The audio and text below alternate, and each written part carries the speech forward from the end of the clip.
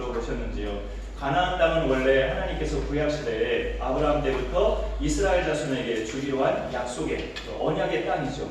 귀한 구별된 땅인데 오늘날은 생뚱맞게도 교회를 안 다니지만 예수 믿는 성도, 이게 교회를 신실하게 다니시는 분들은 좀 말의 모순이 많이 느껴지실 것 같아요. 그리스도인인데 교회는 안 다니는 성도를 가나안 성도라고 합니다. 가나안을 거꾸로 하면 안나가가 되죠. 그러니까 그렇게 좀 쓰여진 해프닝이 생겼는데 2년 전에 2018년도에 가나안 성도에 해당할 만한 대상들 800명 이상을 설문조사한 그런 자료가 있어요. 그걸 봤는데 그들에게 교회를 이탈한 이유에 대해서 묻는 그런 자료였는데 답변을 받습니다. 826명이었는데 그 중에 30%가 교회를 꼭 가야 되는가? 이런 응답을 했어요. 예수님은 믿는데, 하나님은 믿는데 하나님 믿는다고 꼭 교회를 다녀야 되나? 라는 그런 교회 출석 욕구 부재, 이게 31%가 나왔습니다.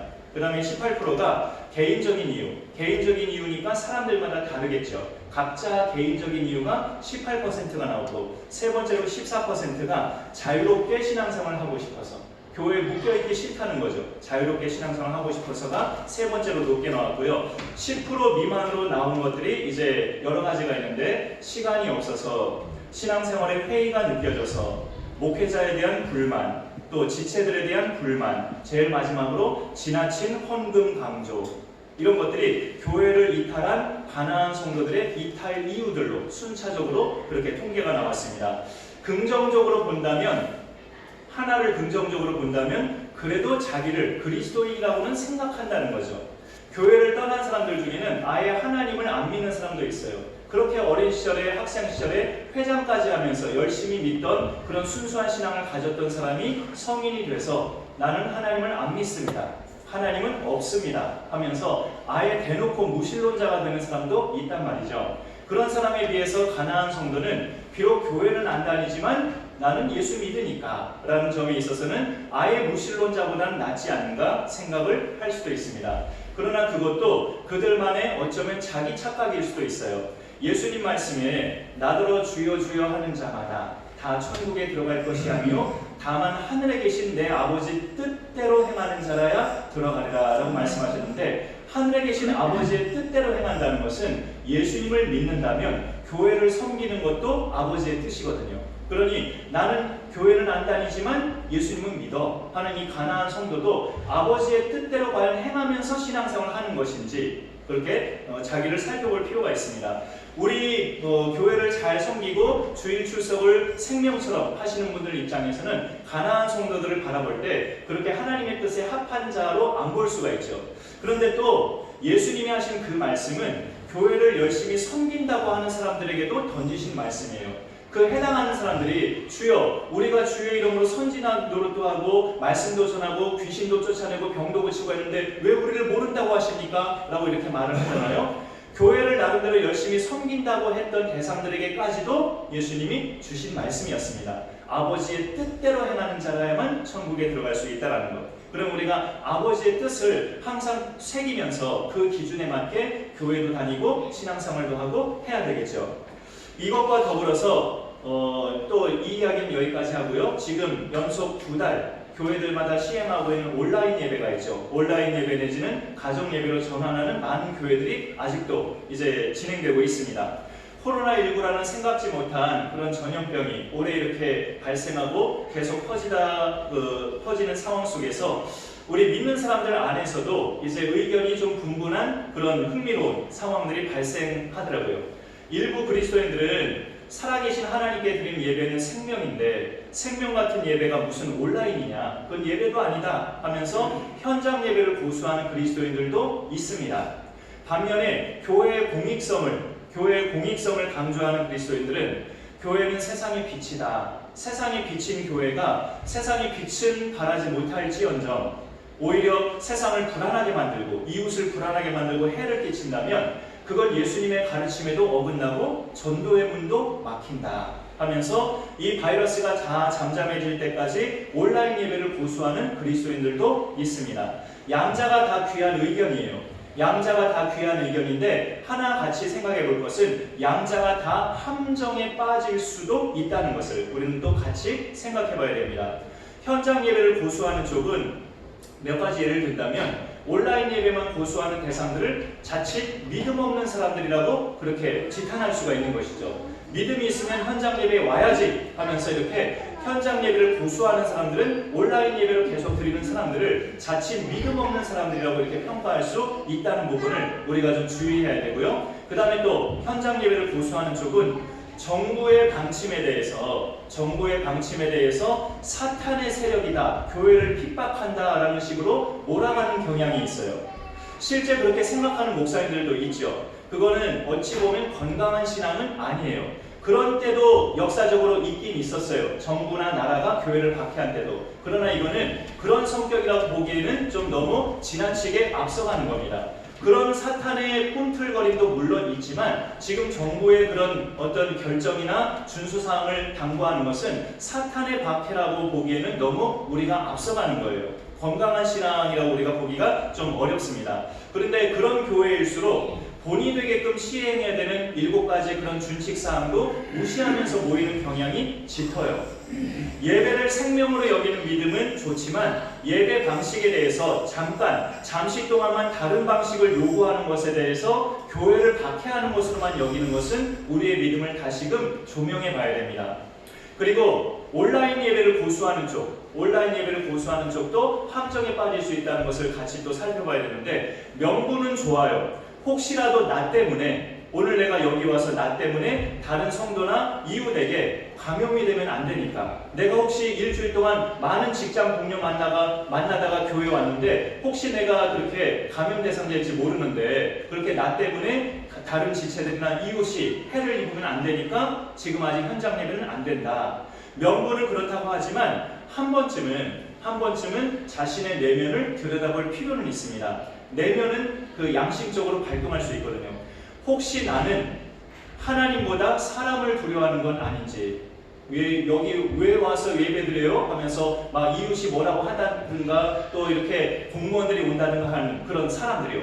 하나님보다 사람을 더 두려워하는 건 아닌가? 나는 예배드리다가 공무원이라도 들이닥치면 그게 두려워서 현장 예배를 피하는 것은 아닌가? 또 교회 안 가고 집에서 예배드려 보니까 편하고 시간도 나고 잠도 더 잘 수 있고, 명분은 코로나 때문이라고 하지만 나의 내면은 그런 편리함 때문에 온라인 예배를 계속 드리고 싶어 하는 것은 아닌지 한 번쯤은 자신을 들여다볼 필요가 그쪽도 있는 거예요. 그러니 우리는 기독교에서 말하는 믿음이 무엇인가를 성경에서 가르치는 그 말씀을 통해 제대로 알고 우리가 바른 믿음을 갖는 것이 중요하죠. 오늘 말씀의 제목이 교회와 나의 믿음입니다. 교회와 내 믿음은 떼려야 뗄 수 없는 아주 밀접한 관계죠. 교회와 나의 믿음, 우리 믿음을 믿음 되게끔 끝까지 이끌어주는 신앙 공동체가 교회입니다.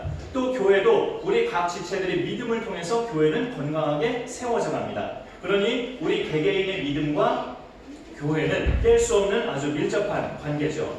우리가 천국 가는 날까지 올바른 믿음 생활을 하고자 한다면 교회를 등진 상태에서는 불가능합니다. 교회와 밀접한 관계가 있을 때 우리의 믿음이 끝까지 제대로 갈 수 있죠.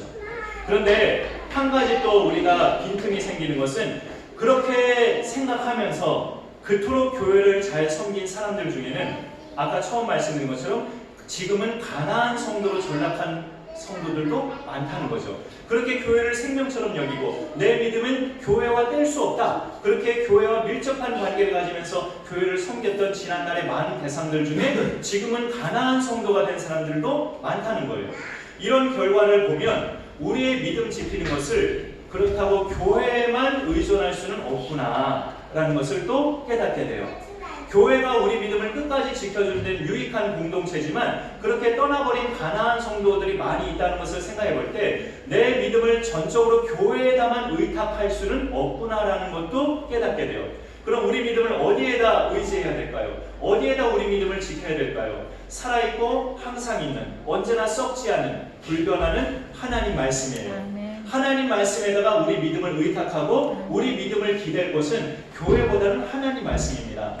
기독교 큰 종파 중에 우리 정교회가 있고 카톨릭이 있고 개신교가 있죠. 기독교의 그 세 종파 중에 성경보다 교회 권위를 더 위에다 두는 게 카톨릭이에요. 천주교입니다. 그러나 500년 전에 거기에서 성경으로 돌아가자, 성경으로 돌아가야 타락하지 않는다 하며 성경으로 돌아간 우리 개혁교회들은 교회 권위가 제일 위에 있는 것이 아니라 하나님 말씀, 성경의 권위가 제일 위에 있어요. 우리 개신교는. 그러니까 그런 점에 있어서 그게 성경으로 사실 돌아간 거죠. 성경으로 돌아간 사람들은 그 믿음 생활도 자기 믿음을 교회에 의존하기보다 성경에 의존할 때 교회도 떠나지 않습니다.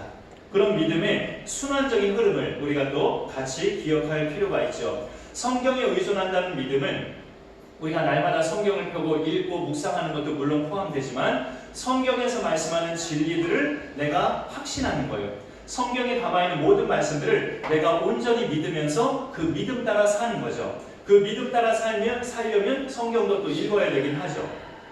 오늘 히브리서에서 우리에게 주어진 특권을 말해주는데요. 19절에 보면 그러므로 형제들아 우리가 예수의 피를 힘입어 성소에 들어갈 담력을 얻었나니 예수의 피로 우리는 죄 씻음을 받았기 때문에 깨끗함을 입었기 때문에 언제든지 성소에 들어갈 수 있다. 여기 성소는 그 앞에 지자가 빠졌어요. 지성소인데 구약시대의 지성소는 그리스도가 오시기 전까지 대제사장이 1년에 딱 한 번 오직 그 지성소에만 들어가야 되죠. 다른 장소는 안 되고 거기에 들어가서 대제사장이 뭐 했느냐, 자기와 이스라엘 백성 전체의 죄를 모든 공동체적인 집단적인 죄를 사함받는 대속죄일로 그렇게 1년에 한 번 지켰어요. 대제사장이 1년에 한 번 그 지성소에 들어가서 하나님 앞에 제사를 드렸는데 하나님이 말씀하신 규례대로 제사를 진행해야지 그렇지 않고 어긋나게 하면 그 자리에서 바로 죽임당한다고 하나님이 말씀도 하셨죠. 그래서 해마다 그날은 아마도 대제사장에는 몹시 두려운 날이었을 거예요. 잘못 드렸다가는 죽임당하니까 아마 굉장한 두려움 속에서 지성소에 들어갔을 겁니다. 그러나 그리스도가 오시고 나서, 예수님이 오시고 나서는 예수님이 친히 십자가의 제물이 되셔서 피 흘리신 후로는 이제 대제사장이 따로 없죠. 필요가 없게 됐죠. 예수님이 대제사장이 되셨으니까. 그래서 예수님만 믿으면 누구든지 예수님 안에 있으면 누구든지 지성소, 하나님의 존전에 마음껏 나아갈 수 있어요. 그리스도가 오시기 전까지 대제사장만 1년에 딱 한 번만 나아갈 수 있었던 그 하나님의 존전, 그 지성소를 우리는 이제 1년에 한 번이 아니라 얼마나 한 번씩일까요? 일주일에 한 번? 그거는 주일 예배만 기준으로 한 거고 매일 나아갈 수 있어요. 사실상 예수 그리스도의 이름만 붙잡으면 매일 매순간 하나님의 지성소, 거기가 도대체 어디냐? 하나님의 존전, 하나님 앞이죠. 어디든지 될 수 있는 영적 장소, 그러게 지성소예요. 교회도 물론 지성소 개념이죠. 그렇게 매일 매순간 우리는 나아갈 수 있게 된단 말이에요. 그것도 두려움 없이 담대함으로. 왜냐? 하나님 앞에서 실수해도 죽지 않으니까. 죽는 건 예수님이 이미 죽으셨으니까. 예수님이 다 죽어주셨기 때문에 우리는 예배드리다가 하나님 앞에 실수해도 안 죽어요. 그러니 두려움 없이 담대함으로 나아갈 수 있게 됐죠. 그렇게 예수께서 죽으실 때 그 사인이 뭐였냐면 전에도 말씀드렸지만 성소의 휘장, 그 두터운 커튼인 그 휘장이 위에서부터 아래로 쫙 찢어져서 갈라진 것이 이제 너희는 누구든지 내 이름으로 하나님 앞에 나아갈 수 있다는 증표로 성소의 휘장이 찢겨졌죠. 성소의 휘장이 찢겨졌다는 것을 예수님이 십자가에서 그 몸이 찢기신 것을 상징하고 있어요. 오늘 20절 끝에 보면 거기 성경 본문의 20절 끝에 보니까 휘장은 곧 그의 육체니라. 우리를 위하여 휘장 가운데로 열어놓으신 새로운 살 길이요. 휘장이 찢어졌는데 그 휘장은 곧 그의 육체라고, 예수님의 찢기신 몸이라고 그렇게 말씀하고 있죠. 우리한테는 이 믿음이 있어야 돼요. 오직 예수의 피로만 하나님 앞에 나아갈 수 있다는 믿음. 그리고 또 하나의 믿음은 우리는 이미 그렇게 된다는 믿음. 오직 예수의 피로만 하나님께 나아갈 수 있고 우리는 이미 그 피로 씻음 받았다는 확신, 이 믿음으로 하나님 앞에 나아갈 때 그 믿음이 온전한 믿음이고 끝까지 교회를 이탈하지 않는 믿음으로 살아갈 수 있습니다. 이 믿음 가지고 신앙생활할 때 우리가 교회를 통해서도 믿음이 자라가면서 그와 동시에 교회도 이탈하지 않는, 가나안 교회로 전락하지 않는 그런 온전한 신앙생활로 살아갈 수가 있죠. 그 믿음을 가진 사람에게 오늘 말씀에서 한 3가지를 강구합니다. 참 마음과 온전한 믿음으로 하나님께 나아가자. 믿는 도리의 소망을 굳게 잡자. 그 다음에 요즘 같은 때 필요한 말씀이라고 보는데, 서로 돌아보아 사랑과 선행을 격려하며 모이기를 패하지 말자. 이 3가지를 강구합니다. 성경에서 강구하는 이 3가지를 지키면서 우리는 우리의 믿음을 지키는 거예요. 하나님 앞에 하나님께 나아가자는 당부는 앞서 말씀드린 것처럼 우리가 예수의 피로 이미 깨끗함을 받았기 때문에, 모든 죄를 사함받았기 때문에 하나님의 존전에서 얼마든지 그 앞에서 우리가 있을 수 있다는 거죠. 담력 있게 나아갈 수 있다는 거예요. 그런데 좋은데 우리가 있는 곳에서 그냥 알아서 하면 되지 왜 하나님 앞에 꼭 나아가야 됩니까? 라고 묻는다면, 하나님 안에서만 즐거움이 있기 때문에 그래요. 이제 예수 믿는 사람들은 그 인생의 즐거움이 하나님 안에서만 있기 때문에 그렇습니다. 한번 참고 말씀 한번 같이 읽어볼까요? 로마서에 있는 말씀인데, 우리 참고 말씀 로마서 5장 11절을 저 말씀이죠. 한번 같이 읽어주실까요? 시작. 이제 우리로 화목하게 하신 우리 주 예수 그리스도로 말미암아 하나님 안에서 또한 즐거워하느니라. 하나님 안에서 또한 즐거워하느니라. 우리를 화목하게 하신 예수 그리스도로 말미암아 죄를 다 씻음 받았으니까 그 인생들은 하나님 안에서 즐거워한다고 말씀하고 있죠. 그런 부분을 우리가 볼 때, 만일 우리가 예수님을 믿는데도 하나님 앞에서 즐거움을 찾기보다 다른 것에서 즐거움을 자꾸 찾으려 한다면 옛사람의 습관을 아직 벗지 못해서 그래요. 어떤 돈을 많이 버는 것에서 즐거움을 찾는다든가, 어떤 쾌락적인 것에서 즐거움을 찾는다든가, 나의 어떤 취미 생활에서 다 좋은데 하나님 앞에서의 즐거움보다 거기에 더 몰두한다는 것은 내가 예수를 믿는데도 불구하고 말이에요, 옛사람의 옷을 아직 벗지 않아서 그렇습니다.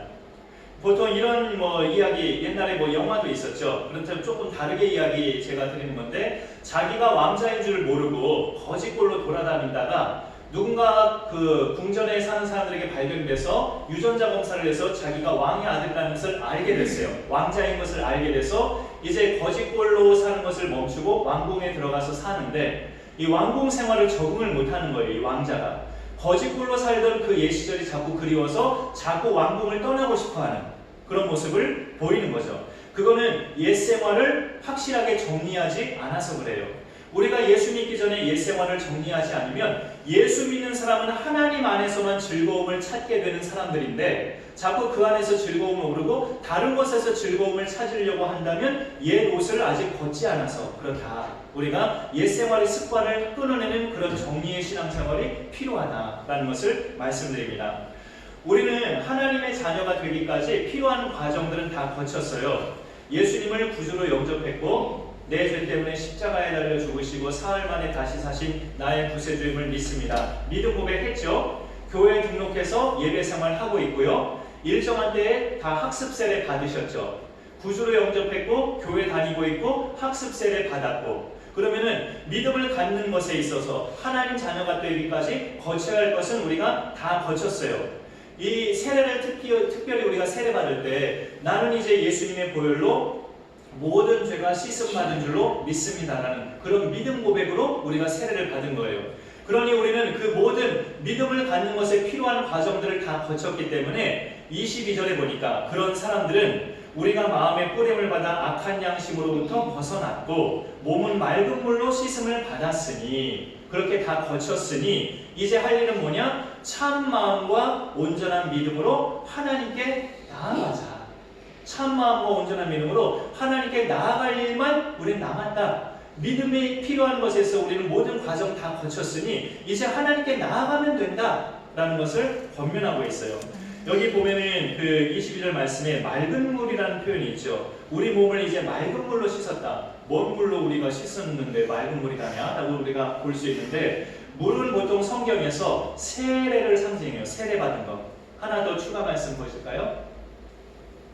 세례를 가리키는 그런 표현이 저기 있죠. 물을 가리켜서 같이 읽어보십시다. 시작. 물은 예수 그리스도께서 구하심으로 말미암아 이제 너희를 구원하는 편이 곧 세례라. 이는 육체의 더러운 것을 제하여 너희를 향한 선한 양심의 강구이라. 저 말씀해 보니까 물을 가리켜서 곧 세례라, 물을 세례라고 표현하죠. 근데 더 뒤에 말씀을 눈여겨봐야 될 것은 세례 자체가 우리 죄를 제하는 것이 아니라고 해요. 세례 받을 때 우리 그 세례 받는 자체가 우리 죄를 제하는 것이 아니라 뭐가 우리 죄를 없애주느냐? 세례 받는 사람의 입술로 하는 믿음 고백.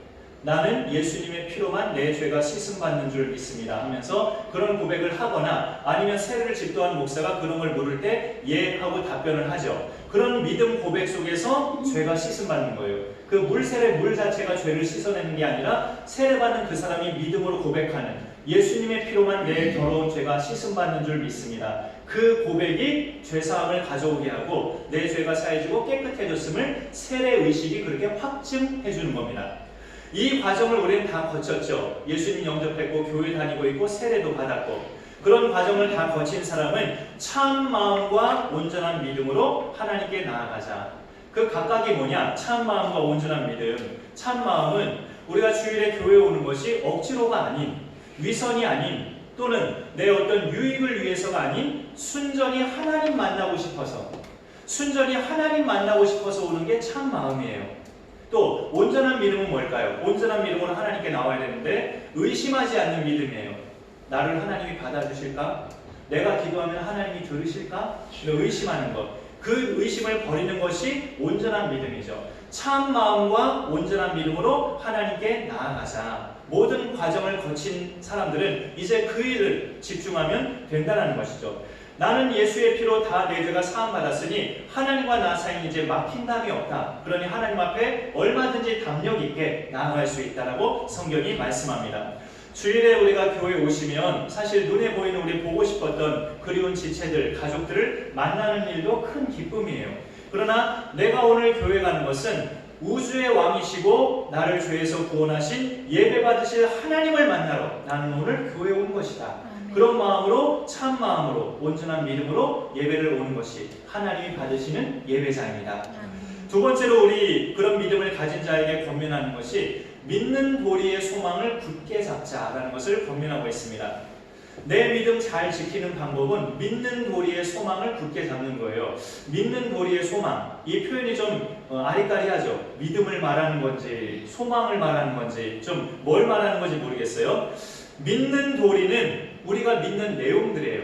신앙 고백 사도신경에 다 나와 있죠. 영원하시고 스스로 계신 하나님을 우리가 믿고 또 그분의 천지 창조를 믿고 유일한 구원자 예수를 믿고 성령이 믿는 자들에게 내주하심을 믿고 오류가 없는 하나님 말씀을 믿고 또 재림하실 예수님을 믿고 우리의 최종 승리, 사탄의 멸망을 우리는 믿어요. 교회를 믿고 이런 것들을 우리가 믿는 내용인데 그 믿는 도리는 그 믿는 내용들을 굳게 잡자는 거죠. 믿는 도리의 소망을 굳게 잡자는 것은 근데 이제 이 믿는 도리 내용들을 누가 다 주신 겁니까? 하나님이 주셨죠. 하나님이 주셔서 이걸 믿어라 하면서 우리가 그걸 믿고 믿음생활을 하고 있죠. 그러니까 우리가 믿는 도리, 믿는 내용들은 다 하나님이 주신 약속들이에요. 그러니 믿는 도리의 소망을 굳게 잡자는 것은 그걸 주신 분이 하나님이시기 때문에 그 소망은 하나님 자체입니다. 하나님이 우리의 소망이 되신다는 거예요. 우리에게 그 각양 믿음의 약속들을 주신 하나님, 그분 자체가 우리의 소망이에요. 믿는 도리의 소망을 굳게 잡으라는 것, 너희에게 그 모든 귀한 말씀들과 약속을 주신 하나님께 붙어 있으라는 그런 뜻이 되죠. 그러니 우리 소망 자체가 하나님이라는 것도 우리가 말씀을 통해서 한번 확인해 보면 좋겠습니다. 추가 말씀 하나만 더 같이 보죠. 예, 저기가 소망이 하나님이라고 알려주는 말씀이에요. 시작. 우리가 소하고 힘쓰는 것은 우리 소망을 살아계신 하나님께 드리니 모든 사람 특히 믿는 자들의 구주이시라. 저 말씀 딱 중간에 보면 우리의 소망을 살아계신 하나님께 두미니 우리 소망은 하나님 그분 자체라는 것을 알려주는 말씀입니다. 근데 또 특이하고 놀라운 것은 곧 모든 사람 하면서 특히 우리 믿는 자들의 구주시라고 덧붙이긴 했지만 곧 모든 사람의 구주도 되신다는 말이에요. 하나님이 아직 믿지 않은 사람이나 불신자로 살아가는 사람들에게도 하나님은 그 모든 사람들의 구주시래요. 우리 믿는 자들의 구주만 되시는 게 아니고 그건 뭐냐? 하나님의 마음을 드러내는 말씀이에요. 하나님의 마음. 하나님 마음은 어떠냐? 오직 너희를 대하여 오래 참으사 아무도 멸망하기에 이르기를 원치 아니하시는 베드로후서에 있죠. 주의 약속은 어떤 이들이 더디다고 생각하는 것처럼 더딘 것이 아니라 왜 주님이 이렇게 안 오시는가? 오직 한 사람이라도 더 하나님께로 나와서 모두가 멸망당하지 않기를 원하시는 하나님의 마음 때문이라고 그렇게 알려주고 있죠. 그러니 하나님은 모든 자들의 구주시라는 것은 실제로 모든 사람이 다 구원받는다는 뜻이라기보다 하나님 마음이 그렇다는 거예요. 모두가 다 구원받기를 간절히 바라시는 마음. 이런 점에서 하나님은 모든 자들의 구주신데 하물며 예수님을 믿고 있는 우리에게는 더더욱 말할 나위 없죠. 하나님 우리의 구주가 당연히 되시는 거죠. 그러니 우리의 소망은 하나님이다, 예수님이다라고 말할 수 있습니다. 아까 우리의 소망을 이렇게 이야기할 때 가나안 성도를 처음에 오늘 말씀으로 들었는데 오늘 말씀에 보면 이 소망을 움직이지 말며 굳게 잡으라고 23절에서 말씀하고 있어요. 움직이지 말라는 것은 바짝 이렇게 움직이지 말라는 게 아니고 흔들리지 말라는 거죠. 믿음에 있어서 흔들리지 말고 하나님 그 소망을 굳게 잡으라는 거예요. 가나안 성도를 아까 처음에 말을 했을 때 가나안 성도는 결국 믿음이 흔들렸기 때문에 가나안 성도가 된 겁니다. 누구에게 실망을 했든 간에 목회자에게든 다른 지차에게든 또는 교회 구조 자체로든 어떤 실망을 했든 간에 결국 믿음이 흔들린 거예요. 믿음은 우리의 소망이 되시는 하나님께 딱 붙어있는 것이 믿음인데 하나님께만 딱 붙어있으면 흔들릴 까닭은 없어요. 그런 점을 우리가 기억하면서 우리를 실족해 할 만한 것들은 많이 생길 수 있지만 내가 하나님께 딱 붙어있는 한 잠깐 흔들리려고 해도 흔들리지 않는 것이 하나님께 붙어있는 믿음입니다. 그런 부분을 우리가 기억하면서 그 믿음 따라 우리는 하나님 앞에 가는 그날까지 가나안 성도로 전락되지 않기를 간절히 소망합니다. 네, 그래서 세 번째로 예수님의 피로 하나님 존전에 담대하게 나아갈 수 있는 우리에게 세 번째 당부하는 것은 서로 돌아보라는 거예요. 서로 돌아보면서 뭘 하느냐? 사랑과 선행을 격려하고 모이기를 패하지 말라고 당부하고 있습니다. 서로 돌아보면서 사랑을 행하라는 이 부분들은 또 이렇게 우리의 기본적인 것이 기독교의 기본 메시지가 사랑이기 때문에 하나님을 닮아가는 하나의 모습이지만 또 그 뒤에 있는 모이기를 패하지 말라는 것이 또 교회의 성격 중의 성격이죠. 교회는 늘 말씀드렸지만 예배당이 교회가 아니라 모이신 성도님들이 교회입니다. 믿음의 성도가 교회죠. 근데 모이기를 자꾸 패하면 교회가 자꾸 닫아지는 거죠. 그러니까 그런 점에 있어서 교회는 모여야 사명을 감당할 수 있는데 모이지 않으면 사명도 날아갑니다. 그렇게 되지 않으려면 오늘 세 번째로 당부한 서로 돌아보라는 것을 우리가 또 잘 시행해야죠. 서로 돌아봐야 모이는 것이 잘 될 수 있으니까. 앞서 첫 번째와 두 번째 것을 나눌 때는 우리가 교회 다니고 교회를 섬기는 목적이 오직 하나님이어야 한다라고 강조하면서 말씀을 드렸는데요. 그게 말이 좋지 그럴 수 있는 사람은 얼마나 될까요? 아무래도 사람을 보면서도 오죠. 내가 오늘 마음 잡고 예배드리러 교회 왔는데 변변한 사람 아무도 없고 나 혼자만 썰렁하게 있다. 그러면 그 교회를 계속 다니고 싶은 마음 없죠. 그런 점에 있어서 우리가 또 하나님만 바라보고 신앙생활을 한다고 하지만 사람이 있어야 또 힘을 얻고 사람이 같이 있어야 즐거움도 누리고 하면서 교회를 다닐 수가 있어요. 큰 맘 먹고 믿음으로 교회에 왔는데 막상 와서 보면 내 또래도 없고 몇 명 안 되는 적은 인원이 썰렁하게 예배드리고 딱히 내가 할 일도 없는 것 같고 그런 형편에서 나더러 매주마다 여기 교회에 나오라고 한다면 고문일 수도 있죠. 그래서 작은 교회일수록 오늘 세 번째로 당부하는 것 서로 돌아보아 사랑과 선행을 격려하라고 그리고 그래서 모이기를 패하지 말라고 우리에게 말씀하는데 이게 나도 살고 교회도 사는 비결입니다. 서로 돌아보는 것. 오기는 오지만 하나님 때문에 왔다기보다 그냥 습관 따라 오신 분들 또는 계속 안 나오시는 분들 우리의 눈이 계속 향해서 그게 서로 돌아보는 거죠. 서로 돌아오면서 안부도 묻고 자꾸 끌어당기는 지혜가 우리 가운데 필요합니다. 그러니 서로 돌아보면서 사랑과 선행을 격려하라라는 것은 교회를 다니되 무의미하게 다니는 사람, 심심하게 다니는 사람, 할 일 없이 또 이렇게 뭔가 몸이 건조하게 다니고 있는 사람에게 뭔가 의미를 부여하라는 그런 이야기도 되고 있어요. 그래서 때로 이거는 흔한 일은 아닐 수 있지만 때로 마음에 감동이 돼서 누군가 교회를 위해서 어떤 헌신이나 섬기는 일을 하고 싶어 할 때는 우리가 그것을 막지 않는 것도 중요합니다. 막는 이유는 우리 교회의 경우는, 다른 교회는 모르겠지만 우리 교회의 경우는 굉장히 선한 이유더라고요. 그 사람의 딱한 형편을 내가 아니까.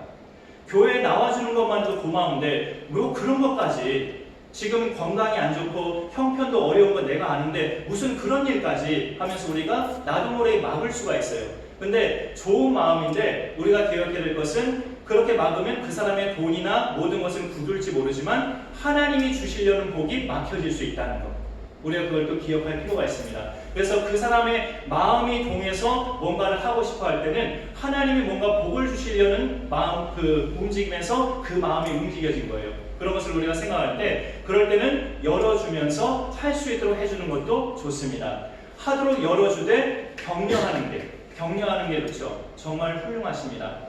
나보다 훨씬 훌륭하십니다. 하나님이 최고로 기뻐하실 겁니다. 사랑과 선행을 격려하면서 그렇게 칭찬해주면 오히려 그가 더 힘을 얻고 잘 행할 수 있겠죠. 그런 점을 우리가 기억하면서 그런 것들이 선순환이 되면, 계속 선순환이 되면 모이는 것이 즐거워지고, 모이고 싶고, 더 모이고 싶고, 모이기를 패한다는 것은 상상도 안 되는 우리 교회가 될 수 있죠. 교회를 심심하지 않게 다니는 비결은 성경에서 잘 말씀해 줍니다. 어떤 다양한 프로그램 자체보다 우리 각 지체들이 뭔가를 할 수 있게끔 장을 열어주는 것이 교회를 의미 있게 다니는 것이기도 해요. 늘 좀 막연한데 그것을 자꾸 우리가 찾아보는 것이, 저도 기도하면서 자꾸 찾아보는 것이 중요하죠. 저분에게는 뭔가 귀한 은사가 있고 능력이 있는데 저렇게 아무것도 안 하게 하는 것이 너무 썩히는 것 같다라는 생각이 들 수도 있어요. 그런 생각을 많이 하기도 해요. 그럴 때 자꾸 뭔가를 할 수 있게끔 장을 열어주면 내가 이 교회 다니는데 이 일 때문에 나는 교회를 다닌다라는 의미를 가질 수가 있죠.